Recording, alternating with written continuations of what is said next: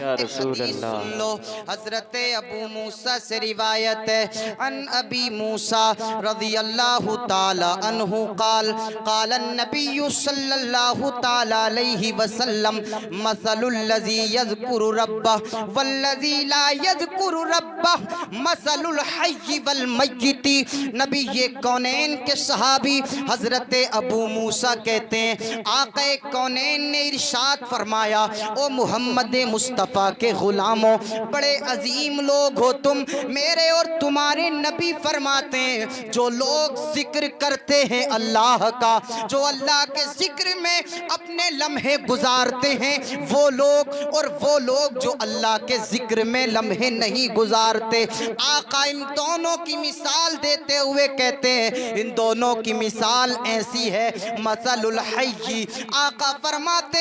ایسی مثال ہے کہ جیسے زندہ اور مردہ کی مثال ہے۔ مطلب یہ ہے کہ جو لوگ اپنے رب کا تذکرہ کرتے ہیں، اپنے حبیب کا تذکرہ کرتے ہیں، خدا کا یاد، خدا کی یاد کی محفلیں سجاتے ہیں، تو وہ لوگ وہ ہوتے ہیں کہ اللہ پاک جن کے دلوں کو بھی زندہ کر دیتا ہے، جن کے وجودوں کو زندہ کر دیتا ہے، وہ یہاں بھی زندہ رہتے ہیں، یہاں سے چلے جاتے ہیں تو قبروں کے اندر بھی ان کے جسموں کو اللہ ترو تازہ فرما دیا۔ ماشاءاللہ ماشاءاللہ، سبحان اللہ لیکن سبحان کن اللہ۔ لوگوں کو، جو لوگ اللہ کا ذکر کر کے اپنی زندگیوں کو گزارتے ہیں، اور نبی کونین کے غلاموں، میں اور آپ اپنے نبی کا تذکرہ کرنے کے لیے یہاں بیٹھے، سرکار غوث اعظم کی بات کرنے بیٹھے، آپ کو پتہ ہونا چاہیے غوث الثقلین کس ولی کا نام ہے۔ رمضان شریف کی پہلی تاریخ ہے، آپ کی ولادت ہو رہی ہے دنیا میں، آپ تشریف لے آئے، غوث الاعظم دنیا میں تشریف لا رہے ہیں، رمضان کی پہلی تاریخ ہے۔ آج ذرا بتاؤ تو انہیں جو غوث اعظم پہ انگلی اٹھا کے کہہ دیتے ہیں کہ یہ ہیں ایسے ہیں ویسے، عبد القادر جیلانی اس ولی کامل کا نام ہے کہ آپ دنیا میں تشریف لا رہے ہیں تو آتے ہی شریعت کا پیغام دے رہے ہیں۔ آپ پڑھ کے دیکھیں، جیسے ہی ولادت ہوتی ہے بچہ تو بچہ ہوتا ہے، جب بھوک لگے جب دودھ نوش فرما لے، مگر وہ نبی کا شہزادہ ہے، مصطفیٰ کا بیٹا ہے، آقا کا لخت جگر، آقا کا نور نظر عبد القادر جیلانی ہے کہ رمضان کی پہلی تاریخ کو جیسے ہی ولادت ہوتی ہے، اب حال یہ ہے کہ دن کے لمحوں میں اپنی ماں کا دودھ نوش نہیں فرماتے بلکہ صبح صادق میں کرتے، سحری کے وقت میں یا افطار کے وقت میں دودھ نوش فرماتے تھے۔ مطلب بتا رہے ہیں امت مصطفیٰ کو، او میرے نانا کے امتیوں سن لو، ہم تو وہ ہیں کہ دنیا میں آتے ہی اپنے نانا کی امتیوں کو درس دے رہے ہیں کہ دن کے لمحوں میں روزوں کا اہتمام ایسے کرو کہ صبح صادق میں جو روزے کی نیت کر لی ہے اس کو آخری وقت یعنی افطار کے وقت میں روزہ کھول کر کے روزے کو مکمل۔ نعرہ تکبیر، نعرہ رسالت، مسلک اعلی حضرت، فیضان اعلی حضرت، جشن غوث الورا، نعرہ تکبیر، نعرہ رسالت۔ یعنی ماشاءاللہ دن میں ماشاءاللہ۔ دودھ نوش نہیں فرماتے۔ اور ذرا دیکھ تو لو آقا کونین کے شہزادے کا حال کیا ہے، کیا عظمتیں ہیں، تاکہ زمانے کو روزے کا پیغام پہنچتا رہے، لوگوں کو روزے کی شان پہنچتا رہے۔ بات سمجھ میں آ رہی ہے؟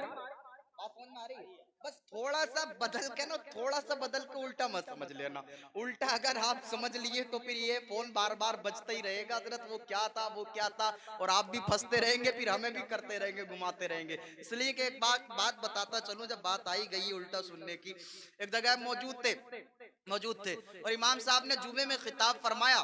حضرت نے جمعے میں خطاب کرتے ہوئے کہا لوگوں نماز بڑی اہم عبادت ہے، اور نماز کے اندر قیام بڑی شانوں والا ہے، اور نماز کے اندر ہر رکن بڑی شانوں والا ہے، لیکن حضرت فرما رہے تھے سننے والے کے دماغ میں تھوڑا سا ایکسیڈنٹ ہو گیا سمجھنے میں۔ حضرت فرما رہے تھے نماز کا ایک ایک رکن بڑے سکون سے ادا کرو،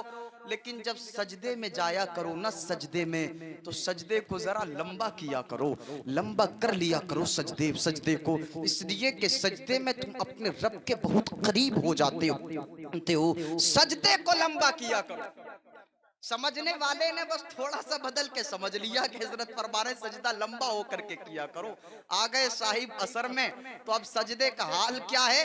कि पिछली सफ पे टांगे हैं और अगली सफ पे सर रखा हुआ है। किसी ने पूछा भाई क्या मामला है, ये चित क्यों पड़े हो, क्या बात है चित पड़ने की? तो कहते हैं वो हजरत ने तकरीर में कहा था कि सजदा लंबा करके करना। अरे लोग कहते हैं ऐसा नहीं, हजरत ने ये कहा था सजदा लंबा करना, ये नहीं कहा था कि लंबे होकर के करना। इसलिए मैं गुजारिश करूंगा बात को बहुत अदब सुकून के साथ समझना। थोड़ा सा भी दिमाग बदला तो बात बहुत दूर तक जाएगी। ये गौसुस सकलैन की जात है, सरकार गौसे आजम की जात है, जिसकी अजमतों का अंदाजा अगर आपको लगाना है तो इससे लगा लो कि विलादत हो रही है गौसे आजम की, और मेरे और आपके मुस्तफा आपके वालिद मोहतरम हजरत अबू साले जंगी दोस्त के ख्वाब में तशरीफ ला रहे हैं। और आका इरशाद फरमाते हैं अबू साले तेरे घर जिस बच्चे की विलादत होने वाली है वो सिर्फ तेरा बेटा नहीं है, अबू साले सुन,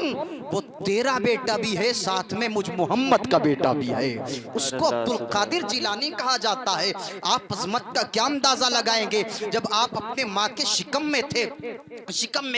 आपकी वालिदा फरमाती हैं मुझे छींक आती, और छींक आने के बाद मैं कहती थी अल्हम्दुलिल्लाह अल्हम्दुलिल्लाह, तो आवाज आती थी यरहमुकल्लाह, कोई जवाब देता था छींक का। आप फरमाती मैंने कान लगाती रही, आखिर आवाज कहां से आती है? कहती है जब मैंने गौर किया कि मेरी छींक का जवाब कौन देता है तो किसी और तरफ से नहीं। आप फरमाती हैं मैं छींक पर जब अल्हम्दुलिल्लाह कहती थी तो उसका जवाब कोई और नहीं बल्कि मेरे शिकम से मेरा बेटा अब्दुल कादिर जवाब दिया करता।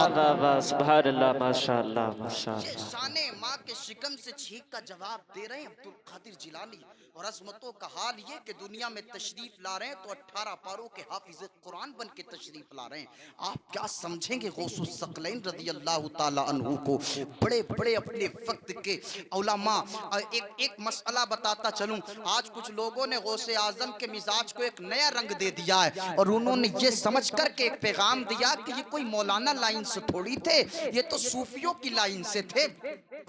उन्होंने ये मिजाज दिया, बड़ा सा बैनर लगाएंगे कादरी खानका और जिलानी खानका, यानी गौसे आजम के नाम की खानका का बड़ा बैनर लगा होगा। गद्दी पे बैठने वाला जाहिल मुतलक होगा, गद्दी पे बैठने वाला 10-10 अंगूठी पहनने वाला जाहिल होगा, गद्दी पे बैठने वाला बड़े बड़े बाल रखकर और मालाएं पहनकर जर्क और बर्क लिबास में इधर उधर किया याशियां करने वाला ये बदबख्त होगा। ये अपने आप को गौसे आजम का कहलवाना चाहता है। पढ़ के देखे गौसे आजम को। गौसे आजम उस वली के कामिल मर्द कलंदर अल्लाह के उस वली का नाम है जिसकी शान कमाल ये है, ये गद्दी पे बैठने वाला कुरान की आयत नहीं पढ़ सकता, ये गद्दी पे बैठने वाला मस्जिद के मुसल्ले पे खड़े होकर नमाज नहीं पढ़ा सकता, मगर वो बगदाद का अब्दुल कादिर जिलानी है जो एक वक्त में दरसगाह में बैठकर दरसे हदीस पढ़ा रहा है, कुरान पढ़ा रहा है,